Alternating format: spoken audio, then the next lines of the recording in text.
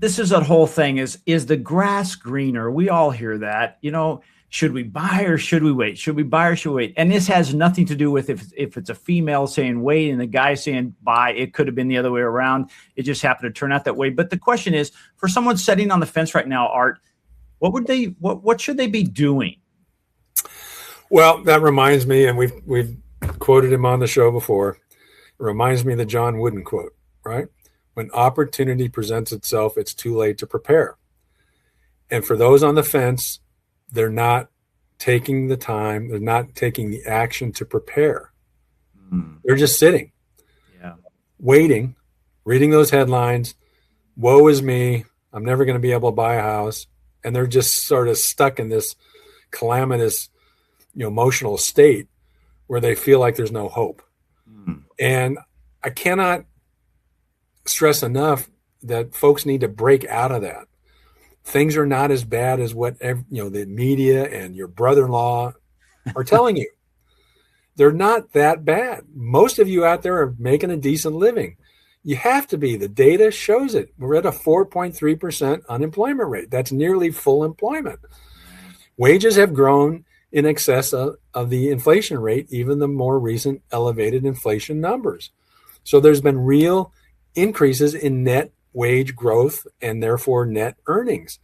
And so what I think folks need to be doing now is they've got to start getting out there, talking to real estate agents, find a good one. There's a lot of good ones out there. I'm involved with a lot of very good agents in our particular association here in Palm Springs.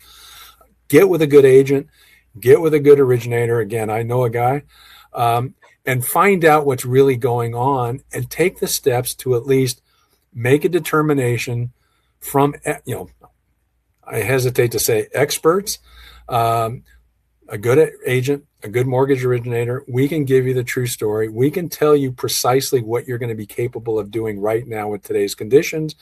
Take that step and get prepared.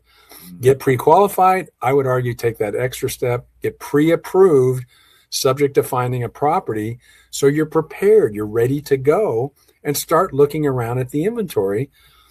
And if you go all the way to the point of getting prepared to the point of a to be determined underwriting approval, formal approval that we can get for you from a lender, that increases your negotiating power and leverage even more, because you're taking advantage of the current conditions where there's more inventory, more days on market.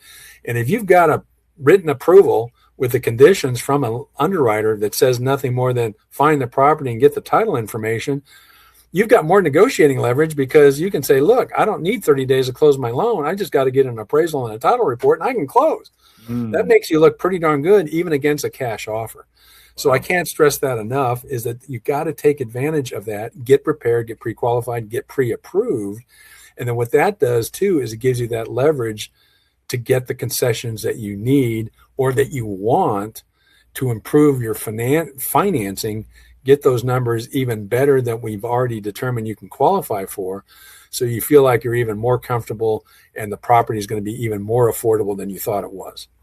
Well, Art, it reminds me of somebody, if they're playing cards and they hold 4 aces in their hand and they're trying to play against somebody who has 1 ace and a couple of 2s, somebody's bluffing and somebody's prepared. It sounds like preparation is the key. And what you said is, hey, get pre-approved.